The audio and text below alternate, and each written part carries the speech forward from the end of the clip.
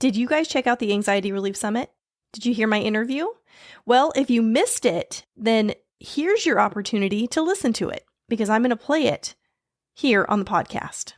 This is the exact same interview that was in the Anxiety Relief Summit. And I told Laura that I was going to go ahead and play it on the podcast in case anybody missed it. But if there's other speakers that you were really interested in hearing from, and you missed the summit, there's still a chance for you to hear them. You just have to go to www.lauraleavitt.ca, and you should be able to find information there on how to either download or replay. There's some kind of option up until August 13th, 2023. So anyway, without further ado, here's my interview that I did for the Anxiety Relief Summit. I'm Dr. Williams, and this is my podcast. I have 2 graduate degrees in psychology, am a licensed mental health counselor, and an expert in the area of spirituality. I am devoted to living my best life and am sharing it with all of you. I'm bringing my expertise, education, and life experiences to you through this podcast. Everyone deserves to enjoy life, and that is what I'm here to talk about. Depression, anxiety, grief, you name it, we all go through it at one time or another. I believe there's a better way to come at these things than mainstream mental health care offers, and I'm here to offer you my perspective and dig into discovering how you can feel good no matter what life throws at you. It is my intention to contribute goodness to this world, and the content herein is how I do that. But one disclaimer before we dive in. Should you decide to apply the information offered here, be prepared for improvements in your life. You may even live happily ever after, and you'll only have yourself to thank. This is Feel Good Now, the Dr. Williams podcast. Welcome, everyone. I'm so glad you're here. Today, we have a wonderful guest, Dr. Katie Williams. So, Katie, welcome. Thank you. I'm so excited to be here with you. Great to have you. Let me tell our listeners a little bit about you, and then we'll get chatting, okay? Sounds good. Katie Williams has a doctorate in general psychology, with an emphasis on cognition and instruction, and an MS in counseling psychology. She is also a licensed mental health counselor. During her doctorate study, she devoted herself to reading the Bible, which took 4 years. At that time, she was led down a path of discovery, which brought about her spiritual awakening. She has thousands of hours studying the law of attraction and loves to combine psychology, spirituality, and law of attraction in her work and in her podcasts. And it was through your podcast that I met you. Yes, and I'm so glad that we did. And that was done very nicely. Thank you. That was a lovely introduction. You're welcome. Tell me, how long have you been doing podcasts? Let's see. The launch date, the anniversary is coming up. October 5th will be my 1-year launch anniversary, but it actually started several months before that. I was very type A. I say I was because I've kind of grown from that, but I had to have everything lined up and ready to go before I was able to launch. So it actually started March of that year is when I started. The idea came to me like, I'm going to have a podcast. Let's do this thing. I have to chuckle because sometimes I have big ideas and want to get things going, and then I spend all my time thinking about it. And my daughter said to me one day, Mom, that failure to launch movie, it's you, failure to launch. And I'm like, darn it, they've called me on it. So that's the thing with people with anxiety, right? They can just be doing so many things to try to stay focused, and follow through is not a strong point.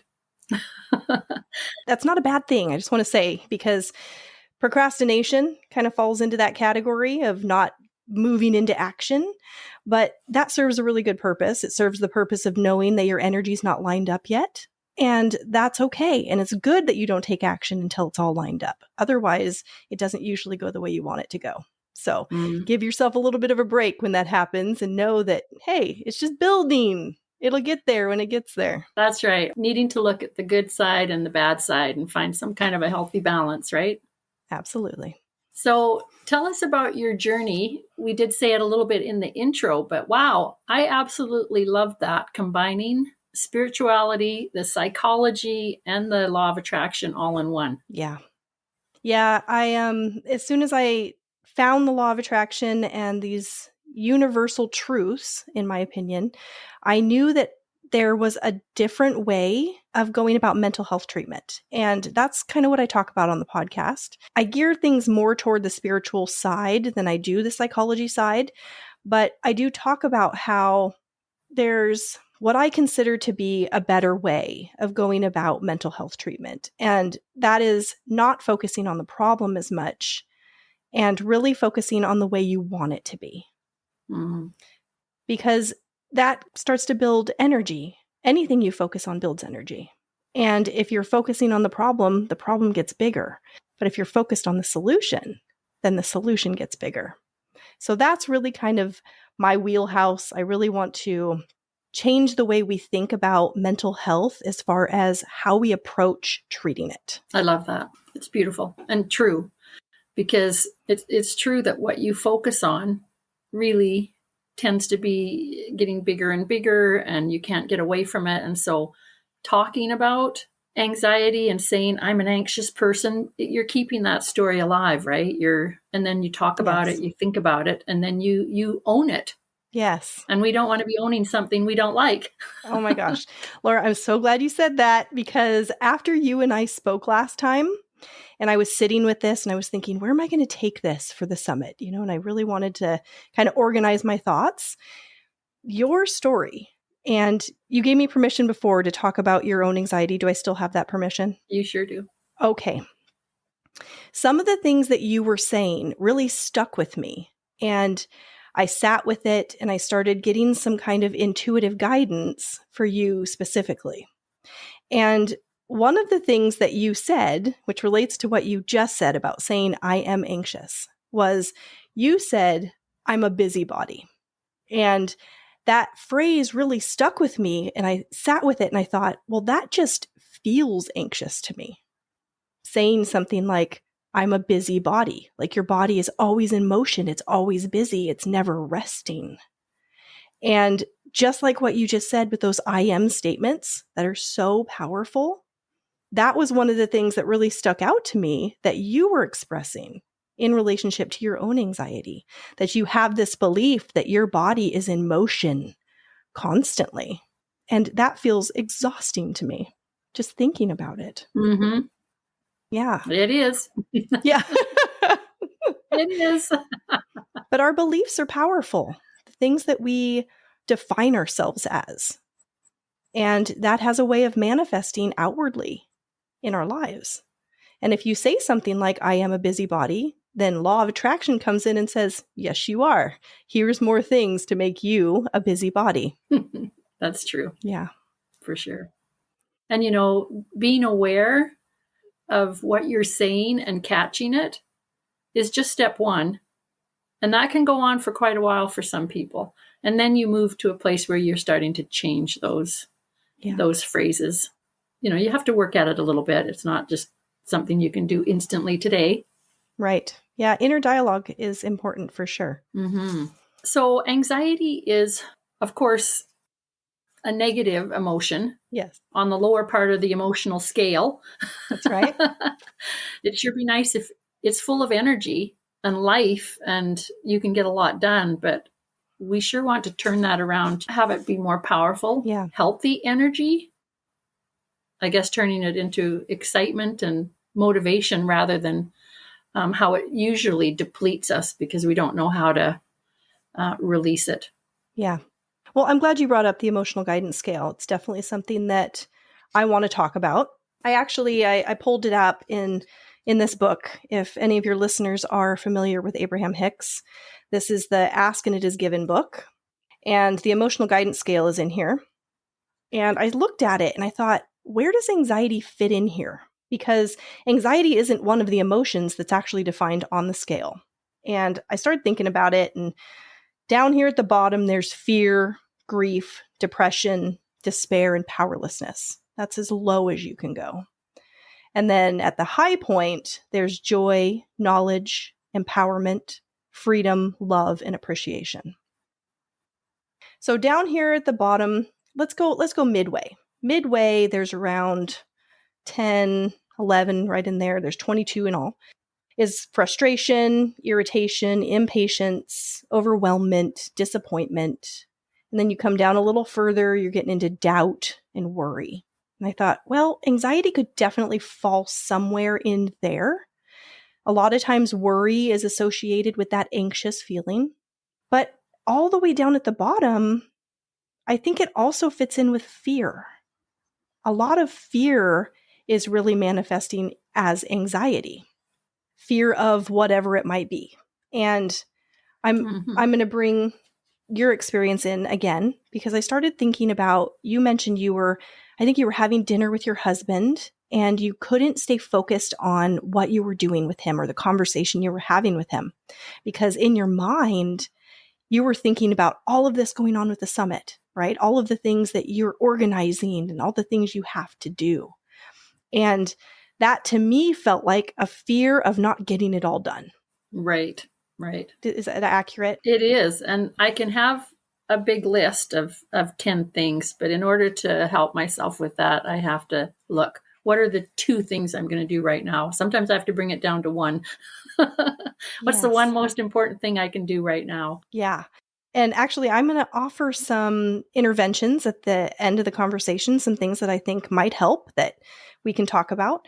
But one of the things is when you know you're in that state and you obviously aren't able to focus, but you want to, right? You want to be present for your husband. You want to be present in the moment. Actually, you just want to be able to relax. Isn't that the truth? Like, you don't want to feel this worry and fear and anxiety. You want to give yourself a break because you've been working hard. But focus is something that is intentional, but also really difficult when you're still in that high energy state. And one of the things that I thought would be helpful for you specifically is a kind of energy clearing.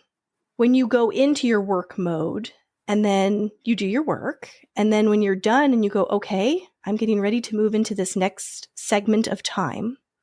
And in this segment of time, I want to feel relaxed and I want to be present and mindful. And I'm going to let my work just sit here and be done for the day. And actually setting that intention and even just clearing your body from it and leaving it at your desk. Leave the energy there before you even leave the room. I just had this sense that that might be something that would be helpful for you. It's like leaving work. You take a big breath. It's like, kind of like cutting the cord of that energy that ties you to it so that you can come home and leave work behind. Yeah, it's sticky energy. Like Velcro. Yeah, you have to keep that front of mind so that you can have that little bit of a separation when you leave your office to go for a walk or to have supper with your spouse or your family. Yeah.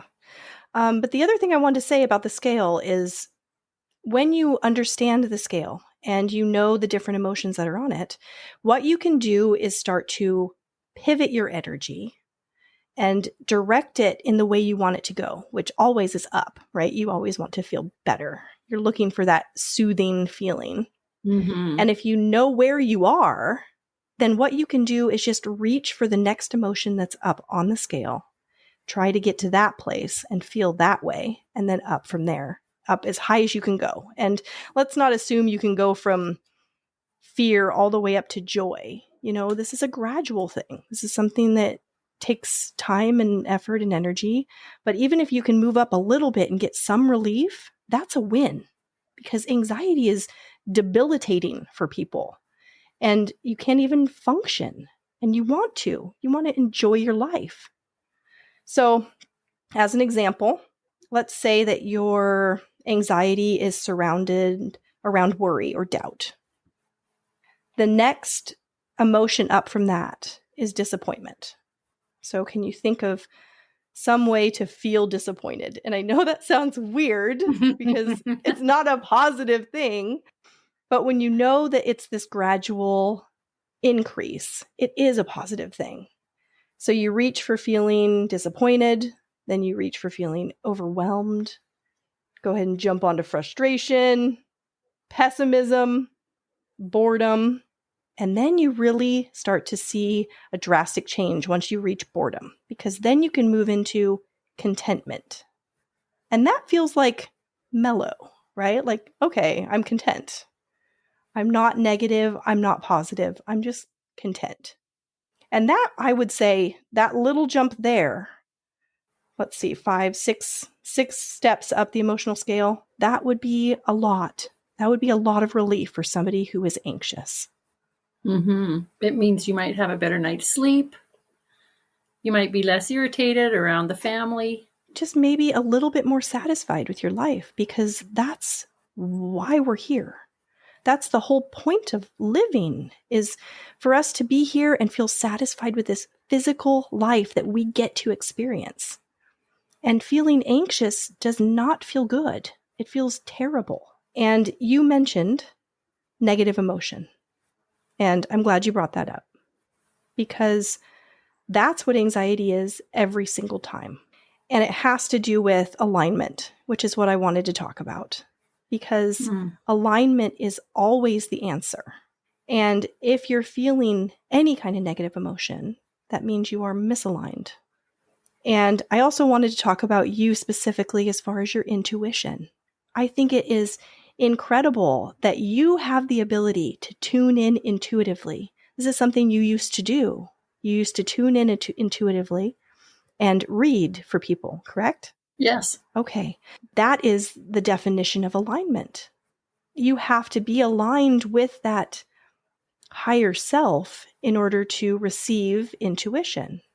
And you mentioned that you've somewhat lost that ability since the anxiety has taken hold, which makes perfect sense, because anxiety just means you're out of alignment.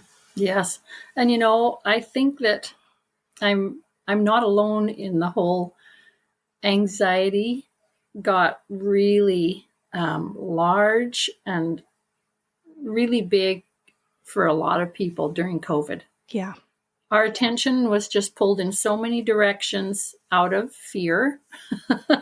What's happening, and that need to know and that need to have a little control and have our lives go in the same kind of pattern they always were.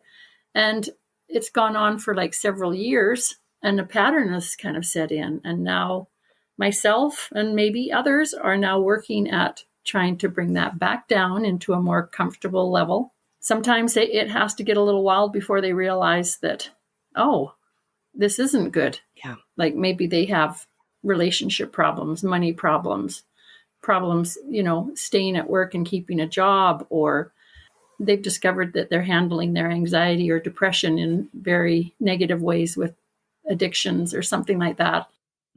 And we always want to get to it earlier. We want to get to it before it starts to wreak havoc on our lives, for sure. I hope you guys tuned in for the Anxiety Relief Summit, but if you missed it, there's still a chance for you to get all of the great information from all of the speakers. So go to lauraleavitt.ca. It's not too late. Everything goes until August 13th, 2023, which also includes my giveaway.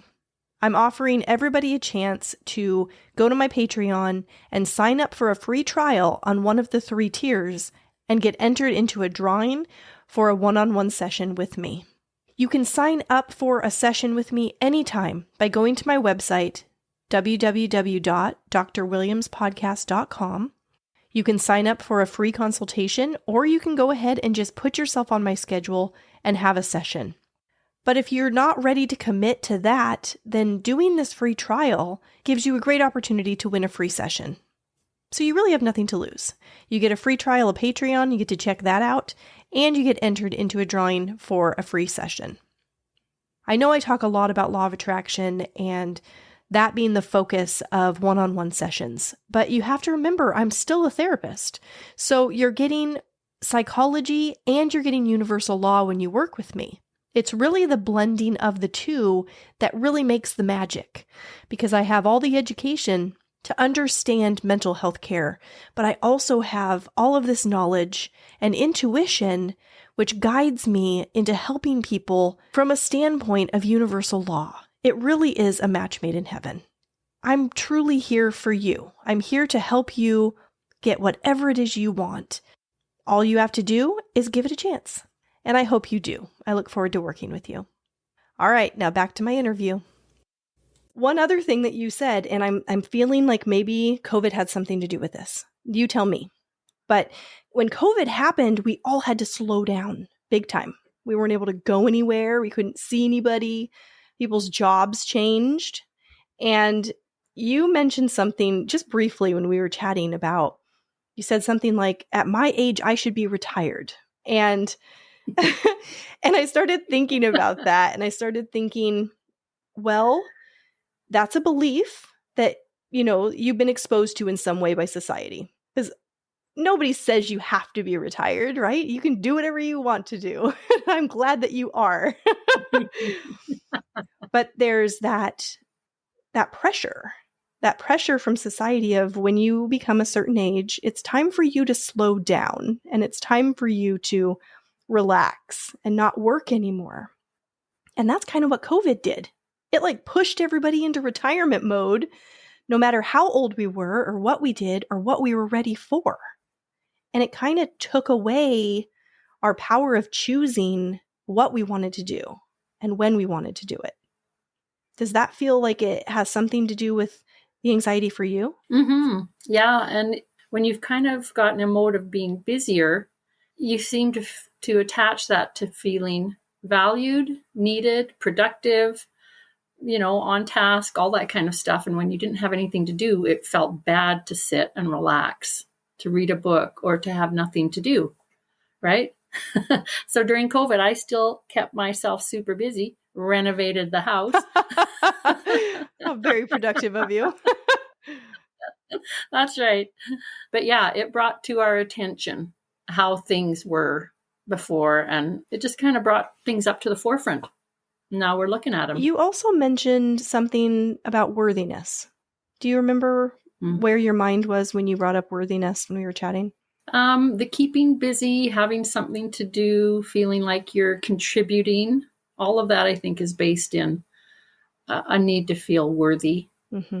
So to just sit and relax and read a book and not be doing anything is not comfortable to me. I relate with that. I remember laying on my bed as a kid and hearing my dad come up the stairs, and I jumped out of bed and started cleaning my room because I didn't feel like it was okay for me to be relaxing. I had this feeling of I need to be in some sort of action when he sees me so that he would approve. And I think it comes down to a feeling of worthiness. Yes, that's exactly true. And my understanding now, based on my research and universal law, is that that's one of the biggest human misconceptions in the world, is that our worthiness is measured by action. That isn't really the case. Worthiness is something you can never earn because you already obtain it. It's a birthright. It's given to you. You are worthy. There's nothing you have to do to have worthiness ever. Mm-hmm. But knowing that can be difficult when you have been living a different way, or you have been influenced by others who really want you to do what they want you to do to make them happy. And here you are striving to earn that sense of worthiness from them. True. So true. So the law of attraction is teaches and helps us understand to look at how a pattern is showing up and decide, do you like it? Or do you want it to change? Right? Because everybody has to decide, and then you can go forward with that. Because it's not wrong, it's not right. It's just, is it working for you? Do you still like it? If not, and start focusing on something that's better. Yes, it's preferences. We get to sift and sort and choose what we like. And then if we are choosing to be a deliberate creator, then we can choose to create it the way we want it to be, rather than just looking at it like this is happening to me. That's where law of attraction really shines, when you can get in there and you can direct it and make it the way you want it to be. That's when life is really satisfying. Right. So tied together for us, law of attraction and anxiety, how they really fit together in this, what we're talking about here today? You bet. Law of attraction, like you said, is, well, basically it's just you get what you think about, you get what you feel. So if you're feeling anxious, the universe doesn't judge that. It just gives you more to feel anxious about. And you mentioned kind of intervening early or getting ahead of it and how that's important. And it really, really is. Because once that thing has momentum and that ball is rolling, it's really hard to stop it in its tracks and turn it around. But if you can catch it at the early stages and say, okay, I know this is law of attraction. I know that I'm having thoughts that are not serving me, and my emotions don't feel good, and that's my guide. I know I'm out of alignment because I'm not feeling good right now. I can make a choice right now to try to turn this around. Anybody who has ever experienced anxiety knows that in that moment, what do you want? You want to feel better. You want feelings of being grounded, calm, relaxed, at ease, peaceful, free, light, floaty, carefree, simple, present, mindful, clear, satisfied, chill, safe, comfortable, and cozy. That was 18 ways to feel that are in opposition to feeling anxious. And I chose 18 specifically because it's important for gaining momentum. Because if you want to turn things around and pivot into a positive direction, you have to be able to focus for 16 or 17 seconds, and then law of attraction will bring you more of the same. That's cool. Yeah, very cool. It's one of those things you can practice. This is something that does take practice. It takes some effort. Mm-hmm. So bringing in those words, how do you suggest bringing in those words? Just some thoughts? Like it'd be nice to have that little list up every once in a while and that emotional scale chart and that beside it or on the same chart. That would be really cool. I like those kinds of things. I find them helpful. What other kind of tools do you recommend that people can use to help decrease their anxiety? Yes. Well, recognizing it right when it's happening is really important because that's when you can intervene. If you're getting there halfway through the day or toward the end of the day, the best thing you can do is just make it to bed and start over the next day. Because once momentum has you, it has you. It's got to play out. So negative momentum works the same way as positive momentum. And there's a respect for that. And it's okay to be like, you know what? Today wasn't the best day. I'm just going to go to bed and I'm going to start over tomorrow. That's okay. But some other things you can do is segment intending. And I touched on that just a little bit earlier. When you're moving from one segment to the next, your whole day is broken up into segments. You're getting out of bed. You're getting into the shower. You're getting out of the shower. You're, whatever your next step is, that's a segment. And if you can consciously say, wouldn't it be nice if when I get out of the shower, it goes like this? Or wouldn't it be nice if when I walk into work, this happens? You're just lining up with the way you want it to be. You're setting your intentions for each segment of your day. And that can be really powerful and really helpful. Another thing that I think would be helpful for you specifically, because you have a lot on your plate. You have a lot that you are managing. And this is what came to me when I started thinking about you, is another one of these processes that's in this book, this Abraham book, Ask and It Is Given. It's called the placemat technique. Are you familiar with it? No, you're going to have to remind me. I have read the book, but... Okay. The placemat technique is basically you and the universe are going to check off everything on your to-do list. And you can basically just draw a line down a piece of paper and you put the things that you're going to handle today on one side and the things that the universe is going to handle on the other side.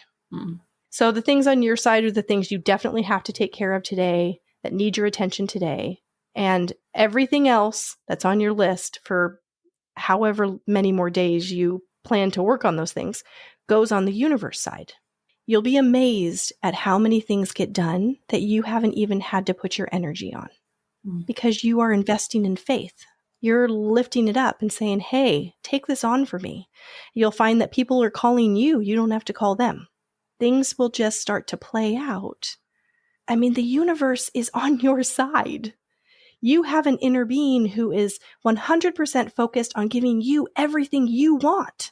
You just have to trust in it a little bit and allow it to take the load off so that you can enjoy what you're doing and not get overwhelmed, not get anxious about everything that has to get done all at once. You have somebody there to help you all the time. You just have to let it happen. I love that. It's a perfect thing to do at the end of the day, just before you get into bed, because you can clear your mind. Because a lot of that worrying and projecting forward are things that may not ever happen.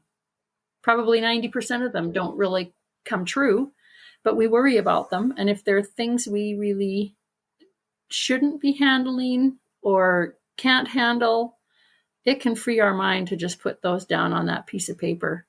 Shorten our list down to a few things that we know are real things that we can take care of.